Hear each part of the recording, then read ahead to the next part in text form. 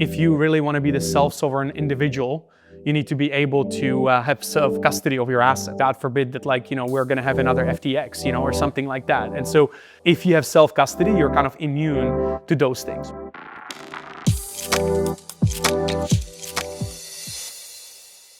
Hey everyone, and welcome to our new series at Ryder, where we talk to top voices in crypto about self-custody, Ryder, and their own backstories.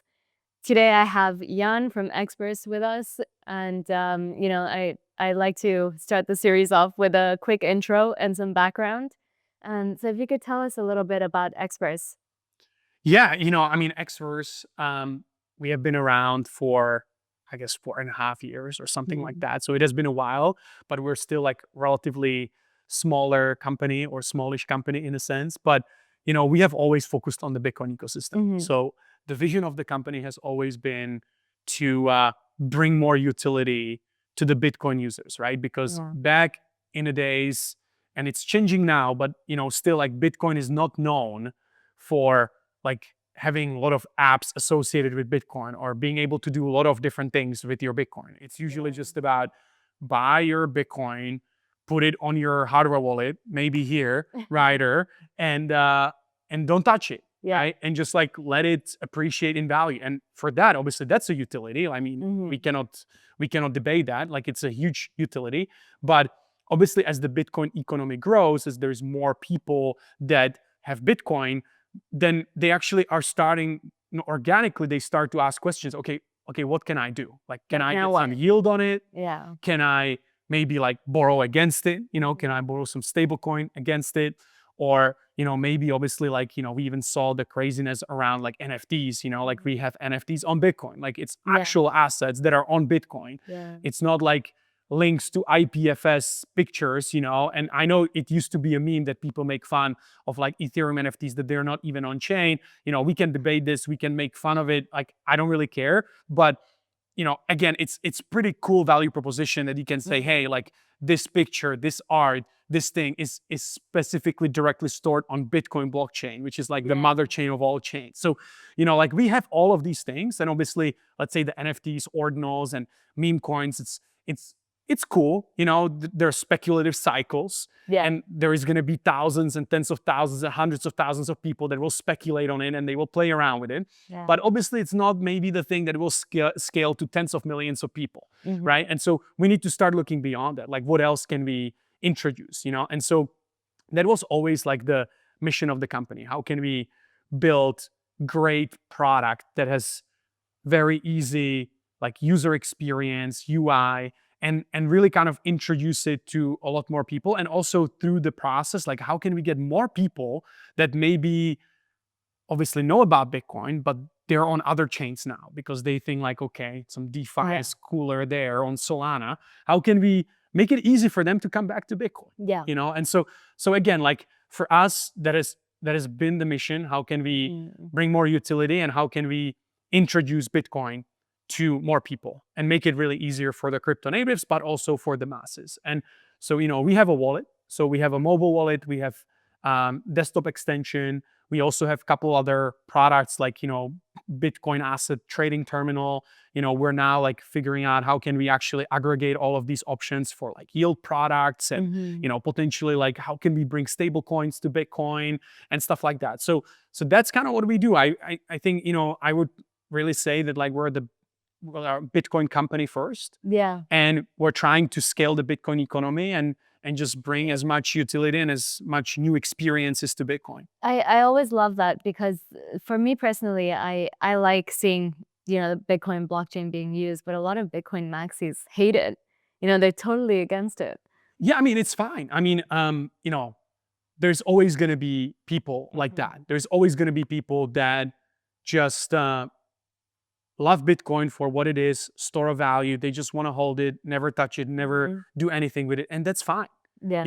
Like, yes, we can have arguments back and forth, what's better, what's not, but every person in the world, or even every person that is in Bitcoin, wants different things. Some people want that. They're maximalists. They don't want anything to change. They just want to be able to buy and hold. They want to have self-custody, etc. And that's all that matters to them. And that's completely fine. Yeah. But there's going to be many other people there's now institutions that are buying a lot of Bitcoin, and the next natural step is going to be, okay, how can we get yield on that Bitcoin? Yeah. Because we want to make sure that it's a productive asset, at least to some extent, right? Like maybe they're not seeking 50%, 100% yield, but they want to figure out how they can get safe Yeah. 5% yield on the holdings that they have, because it's going to represent a lot of value and a lot of money potential. Yeah. You know, and even for day-to-day life, just imagine, like, you know, you are, let's say, quote unquote, this kind of Bitcoin Max, you only buy Bitcoin, but you have to live off something, right? So like you need to have an option to, you know, maybe you don't want to sell the Bitcoin, but you can get some, you know, loan against it. You can have some stable coins, you can spend it, and then you can, like, you know, repay it, whatever. But you need to be able to kind of use it, right? Yeah. Because especially if you say, okay, I hate fiat.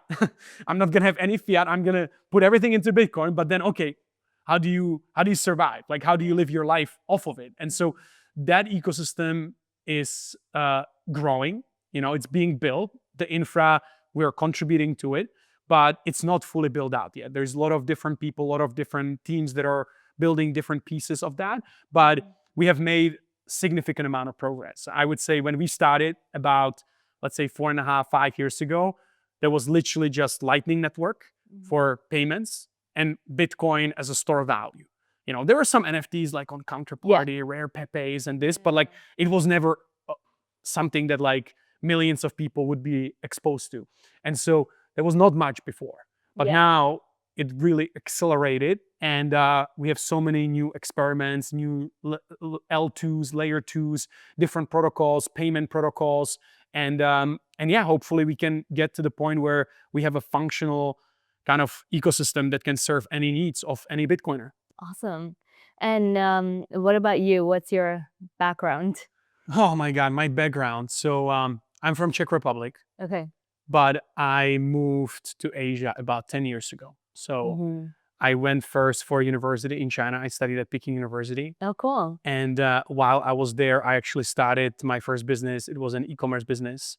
We were basically buying electronics products and shipping them back to Europe and selling them online. Yeah. And we actually were, it's pretty funny, but at the time, that's many years ago already, but we were the first ones who brought Xiaomi products to Europe. Like now everybody knows about Xiaomi, but back then, nobody cared. Nobody knew what is this Chinese brand, the guy that says, oh, I'm the Steve Jobs of China. But we stumbled upon the brand, and we actually started importing it. We're students, so it wasn't a huge business, but we actually managed to scale it to some reasonable amount. And it was just bootstrap business, no venture capital, nothing. And so that's kind of how I started with like entrepreneurial stuff. And then afterwards, I just decided like, hey, I want to stay in Asia because I think it's super exciting. Like the growth, the amount of growth that was happening in Asia, in China specifically in 2014 was crazy. So after university, I stayed there and I saw actually all the like Ubers and Airbnbs. They wanted to enter Chinese market. And like, so it was really exciting. And that was one of the reasons why I wanted to stay there, because I was like, hey, like everybody seems to be like excited about China market, Asia, they need to figure out their strategy and this. So I learned Mandarin, learned Chinese. I was gonna ask. Yeah, ended up staying there. And I worked in startups and venture capital before getting into Web3 for many years. And then in 2021, I actually just stumbled upon Web3 because a lot of my friends were like, oh, like, what are these NFTs? What is this? And so a lot of my friends started enter the Web3 space. A lot of the friends around me that maybe even were skeptical before that, they were all saying, oh, Web3 is a scam. There's just like some ICOs and like some random ass shit all the time. But then in 2021, they started like, oh, I'm going to build a product in Web3. I'm going to build a company. And so I started paying attention to it. And yeah, like first NFTs kind of like hooked me, you know. I was like, hey, this is cool. Community, you know, I like building communities. And so now you have NFTs, you have these digital assets that you can tie to your community. So that was amazing. And then, yeah, I was like, hey, maybe it's time to start doing something like real in Web3. And that's how I got connected with Xverse team. They were very tiny at the time.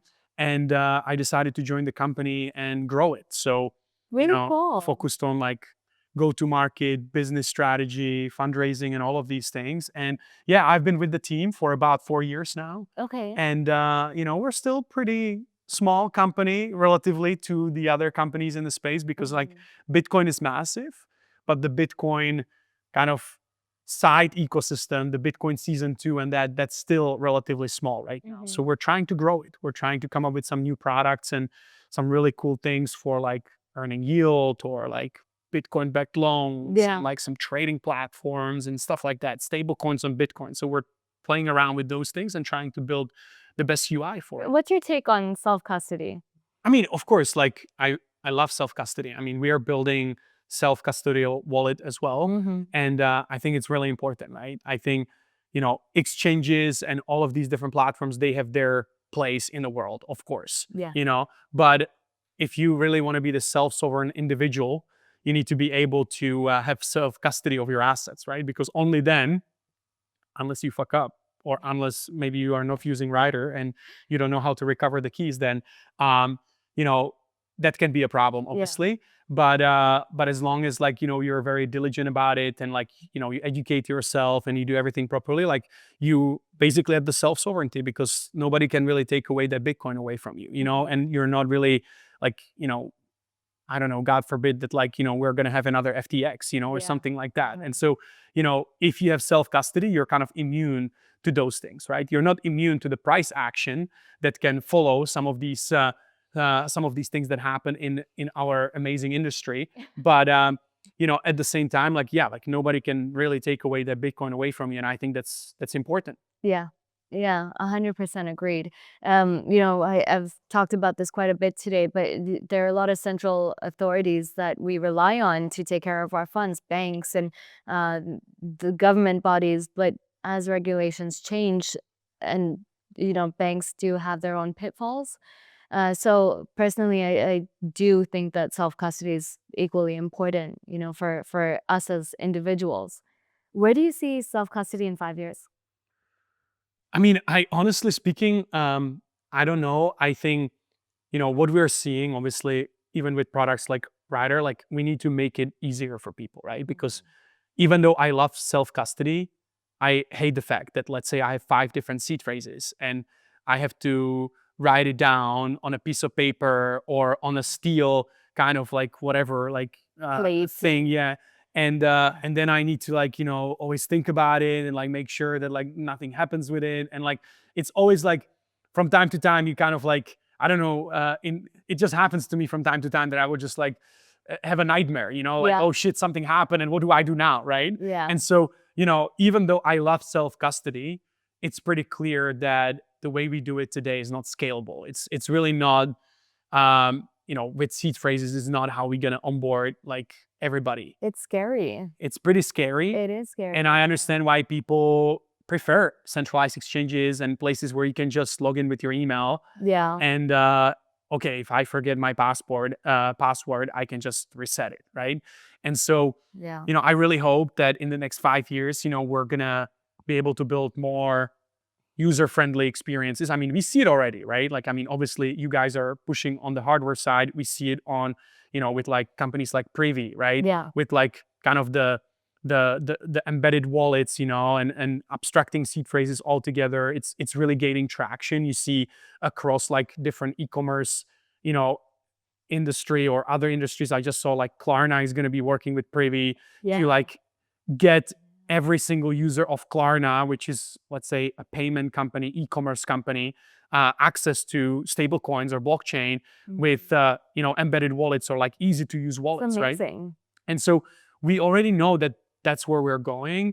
And we're just kind of taking it further every year with like MPC, with like different cryptographic based like solutions. I don't even know, because like I'm not maybe the most professional guy to talk about the technology there, but we just need to build different solutions that, Agreed. again, there's probably not going to be one solution for everybody, Yeah. but we need to come up with different solutions for different use cases to make it easier for people to participate while still being able to take advantage of the self-custodial aspect. Completely agree.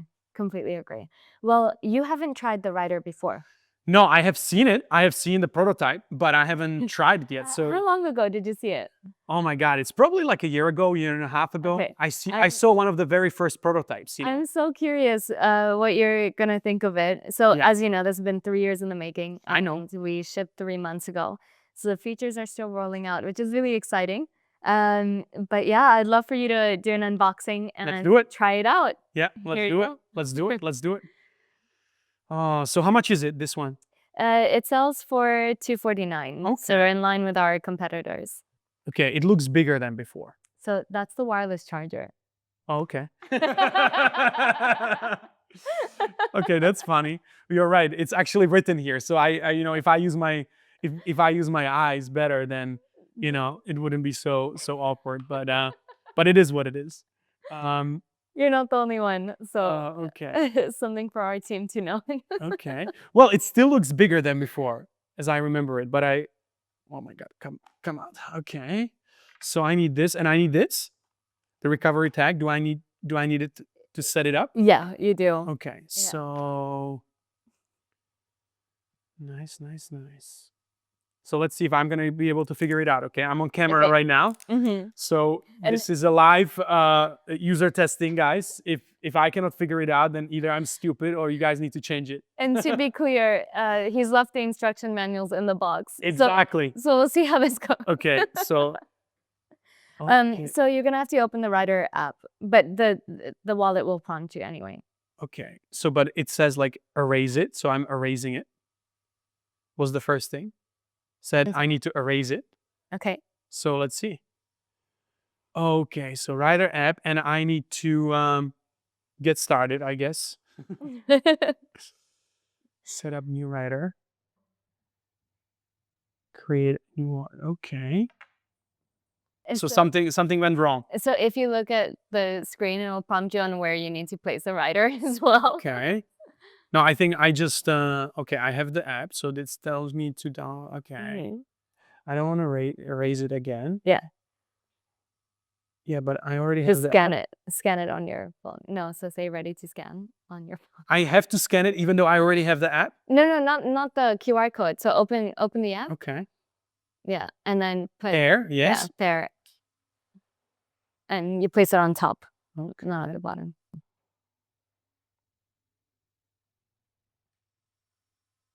Okay. That's easy. Okay.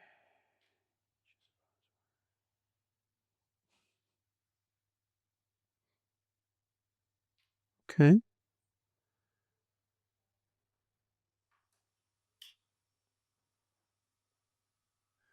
Okay, so what do I do? So it's telling me what to do, but I have not been able to like put in the password. So it tells me choose the password, but where do I put it? Choose your passcode. Just like click on it like this. Click next step. Next step. Okay. Okay.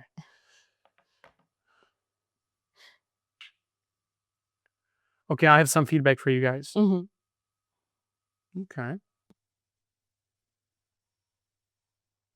Okay. Next step. And then next step on your phone. So I need to do it like this. Because they're both separate, right? Interesting. But here I just confirmed that I did it here, right? Yes. Okay. So create wallet. Creating wallet.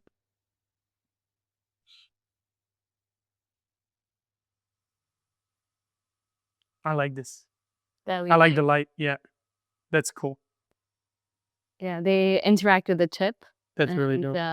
They even warn you if anything goes wrong. Okay, that's cool. So, okay. Create wallet. So I've created. Next step. Backup. Okay.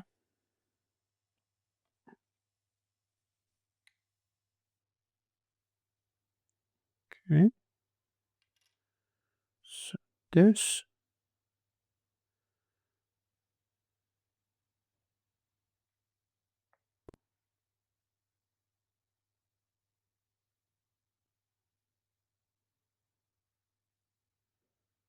Okay.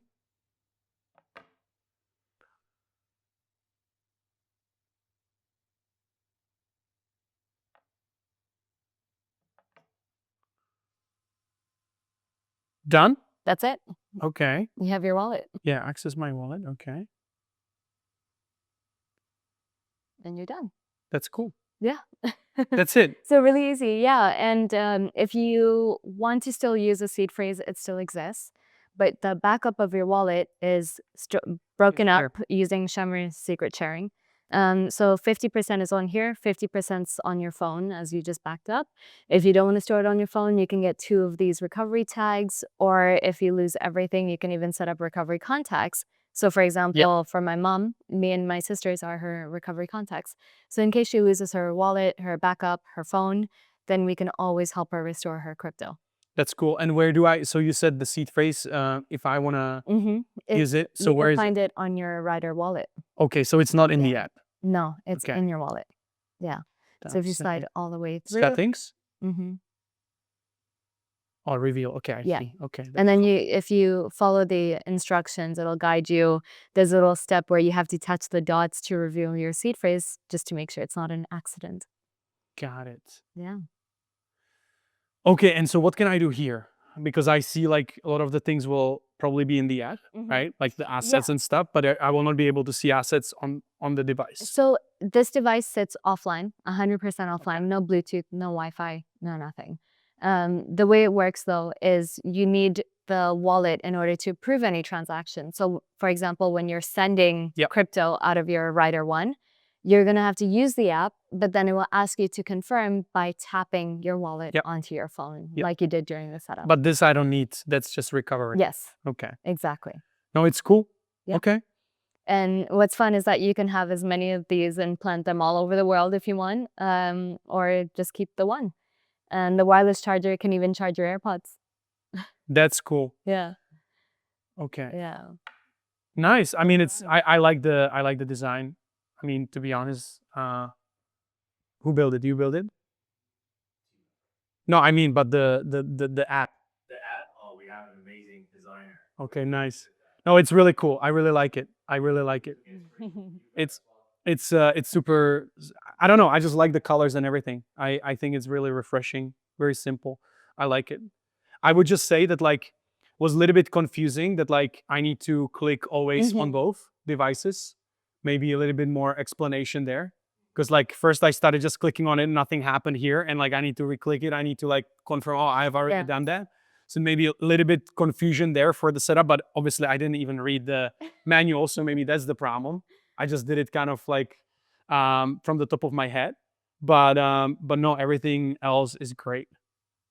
Unfortunately, there's no money, man. You didn't give me any money, so I cannot try to send it. I need some airdrops, guys. Go around Breakpoint and see how many you can collect. No, that's really awesome. If you could describe the entire process within 3 words, what would you say? 3 words. Yes.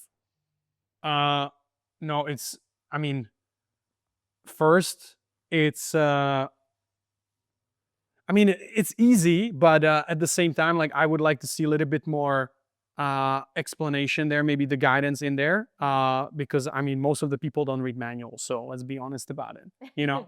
So that's maybe like extra note, like, you know, follow on your phone or like do it here first, something like that. But otherwise it's super easy. It's fast.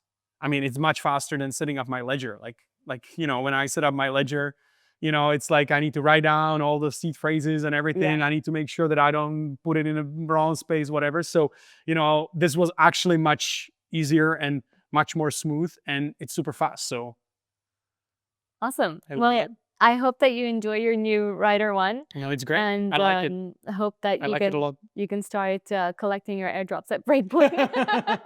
Please tell me where to go.